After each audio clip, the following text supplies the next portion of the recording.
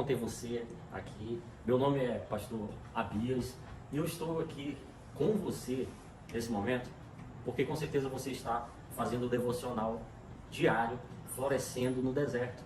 A nossa irmã Rebeca, não é isso? Que bom ter você aqui, que nós vamos estudar nesse momento Efésios capítulo 4.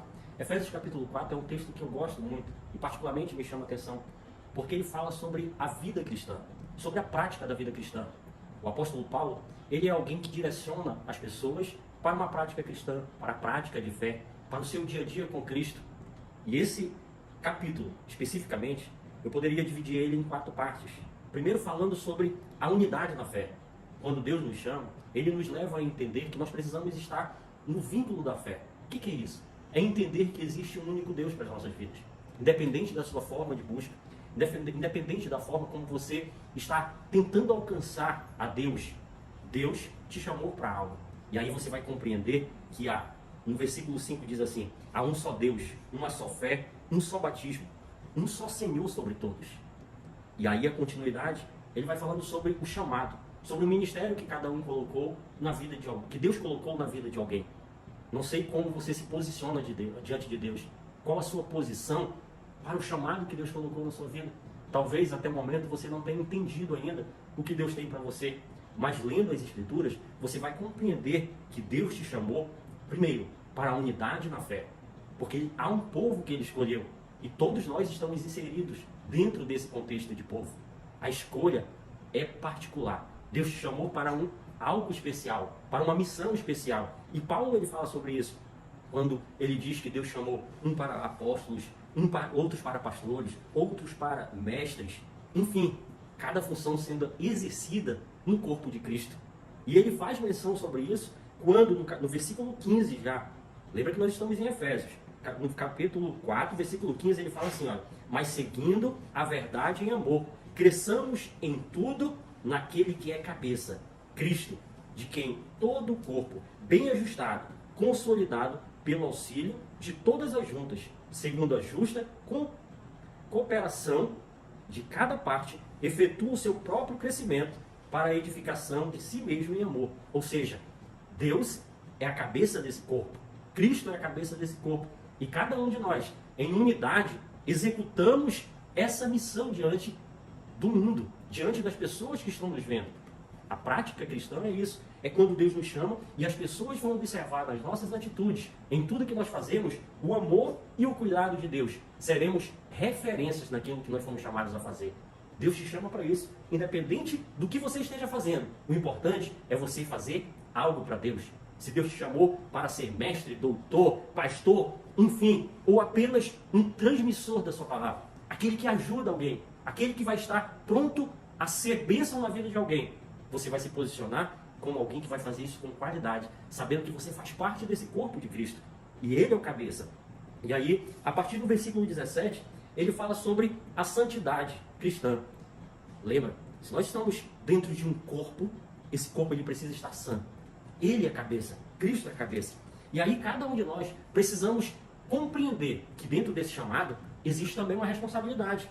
Quando nós nos colocamos diante de Deus, nós não podemos mais olhar para trás.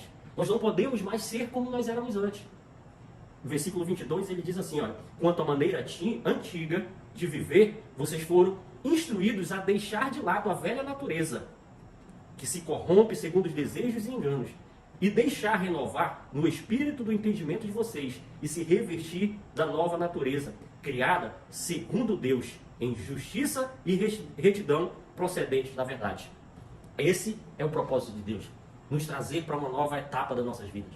É olhar para as nossas velhas atitudes, olhar para o que nós fazíamos antes e esquecer isso. E a partir de então, termos um caminhar diferente, termos atitudes diferentes. E isso é importante nós entendermos na prática da vida cristã. Eu não posso mais viver como eu vivia antes. Eu não posso mais caminhar. O curso é totalmente diferente. Eu conheci Deus, eu conheci Jesus e Ele começou a mudar algo na minha vida. O apóstolo Paulo ele fala isso também em Romanos, que ele complementa essa passagem, Romanos capítulo 12, ele diz assim, olha, portanto, irmãos, pelas misericórdias de Deus, peço que ofereçam o seu corpo em sacrifício vivo, santo e agradável a Deus. Isto é o culto racional. E não vivam conforme os padrões desse mundo, mas deixem que Deus os transforme pela renovação da mente, para que possais experimentar qual a boa, agradável e perfeita vontade de Deus. A partir de uma vida reta, a partir de um caminhar diferente, nós vamos compreender a vontade de Deus para as nossas vidas. E a vontade dele é perfeita, agradável. E você vai desfrutar isso quando você começa a viver uma prática cristã. Porque você vai entender o amor e o cuidado desse Deus. Ele te ama, Ele te escolheu, Ele te colocou diante de situações que você vai ser bênção para alguém. E aí as pessoas vão ver Deus através de você. A prática cristã é isso. As pessoas precisam ver Deus através de mim, através de você. Você vai ser um canal, um instrumento de Deus. Porque as coisas velhas você deixou para trás. Talvez aquilo que maculava a sua vida e muitas vezes chegava a atingir os outros, hoje vai ser diferente. Primeiro, o Espírito Santo vai começar a trabalhar na sua vida. Primeiro, essa mudança vai acontecer em você. E a partir de então, você vai começar a transbordar a vida. A partir de então, você vai começar a transbordar o amor de Deus. E aí, você vai passar a ser realmente um canal de Deus. Lembra que eu falei que cada um foi chamado para um propósito? Você vai compreender qual é o propósito de Deus para você. E aí você vai se posicionar como um cristão que recebeu o amor de Deus. Como aquele que foi chamado para essa missão. E aí você vai começar a fazer a diferença aonde você estiver. A partir do quarto tópico desse capítulo de Efésios 4, ele fala sobre o chamamento à santidade. E eu não posso deixar de falar sobre isso, porque cada um de nós, quando nós queremos estar diante de Deus ou nos posicionando, nós precisamos estar preocupados com isso. Essa é uma parte nossa. Lembra que Deus, Ele nos chamou, Ele nos comissionou, ou seja, Ele disse, olha, eu preciso de ti para fazer uma grande missão. Mas também existe um ponto de partida para cada um de nós. Ou seja, nós nos posicionarmos em santidade diante de Deus. É deixar as coisas antigas. É deixar as práticas que não traziam Deus para próximo de nossas vidas. É deixar as práticas que ofendiam o Espírito Santo. E Paulo, ele faz chamamento para isso, aqui em Efésios. Ele fala, olha, a partir do versículo 25, ele fala assim, por isso, deixando a mentira, cada um fale a verdade. Isso, às vezes, soa duro, mas é a santidade para o Senhor. Aquele que roubava, não roube mais. Pelo contrário, trabalhe, fazendo com as próprias mãos o que é bom. O versículo 28 fala isso.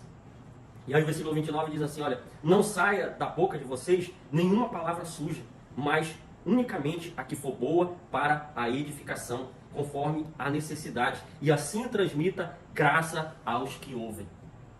A nova vida, ela vai fazer isso. Ela começa a produzir em cada um de nós uma mudança extraordinária que começa a ser bom para nós mesmos. Ou seja, a mentira era ruim. Aquilo que fazia com que eu me sentisse mal, a partir de agora eu vou entregar diante de Deus, para que Ele coloque sobre a minha vida a santidade, para que Ele coloque sobre a minha vida uma busca diferente. E aí esse efeito, ele vai participar da minha vida e ele vai contaminar, ou contagiar, melhor dizendo, os outros. Ele vai contagiar a minha família, a sua esposa, seu esposo. Ele vai contagiar seus filhos, ele vai contagiar seus amigos, seus vizinhos, e as pessoas vão começar a ver você como um canal de bênção, porque ela vai dizer assim para você, ali tem uma serva de Deus, ali tem um servo do Senhor, aquela pessoa faz diferença lá no trabalho dela. E aí nós precisamos compreender que Cristo, Ele com seu amor, Ele nos resgata para essa nova história. É como se Ele estivesse nos chamando e dizendo assim, eu tenho uma nova história para escrever na sua vida. É como se Ele estivesse chamando e dizendo, me dá a oportunidade de escrever uma nova história para você. Mas eu preciso que você tome uma posição. Eu preciso que você dê o primeiro passo. Eu preciso que você busque uma vida diferenciada. E a vida em santidade, ela não fala apenas de coisas espirituais, não. São necessidades do dia a dia. Por quê? Você vai transmitir coisas boas ao falar. É o que diz o versículo 29. Ele diz, olha, a boca de vocês não vai ter nenhuma palavra suja, mas unicamente a que for boa para edificação.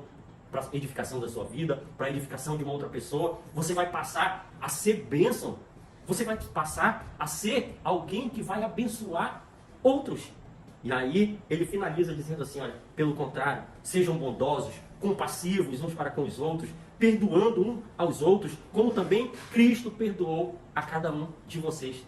Ou seja, nós somos referência porque nós temos uma referência. Paulo disse assim, olha, sede meus imitadores como eu sou de Cristo.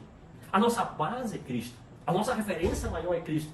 Mas nós olhamos para as diferenças que nós vimos na vida de Paulo. As transformações que nós vemos na vida de Paulo. E aí nós começamos também a trazer para as nossas vidas.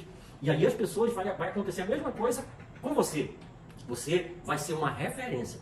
E as pessoas vão olhar para você e vão dizer assim, eu quero ser como a fulana. Eu quero ser como a Joana, como o João, como a Maria. Enfim, como você que está me assistindo agora.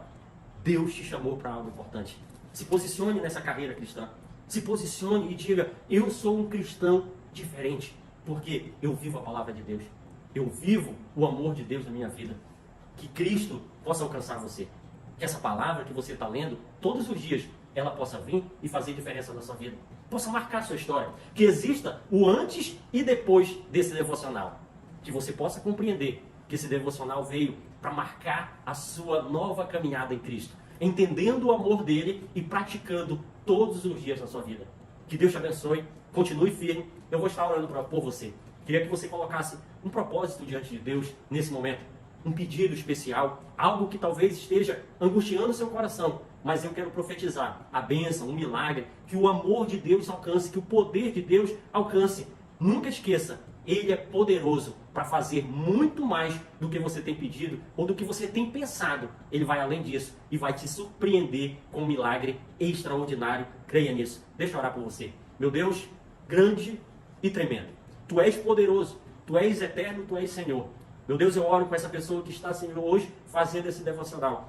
Te apresento, Senhor, a vida dela. Meu Deus, te apresento, Senhor Jesus, as suas dificuldades. Talvez de compreender melhor a palavra, talvez de entender ou de sentir a Tua presença. Que Teu Espírito Santo possa vir no coração dela. Que Teu Espírito Santo possa entrar, fazer morada, mudar a história dessa pessoa. E que todas as mazelas, que todos os problemas, eles venham, Senhor, a cair por terra. E que Teu nome seja glorificado na vida dessa pessoa. Entra com cura, entra com provisão, entra com milagre. Tu és o poderoso Deus, aquele em qual nós cremos. Aquele que diz que a Sua palavra não muda e que permanece sendo fiel até os dias de hoje e sempre, Senhor. Confiamos em Ti e tudo entregamos nas Tuas mãos, em nome de Jesus. Amém. Deus te abençoe, querido, em nome de Jesus.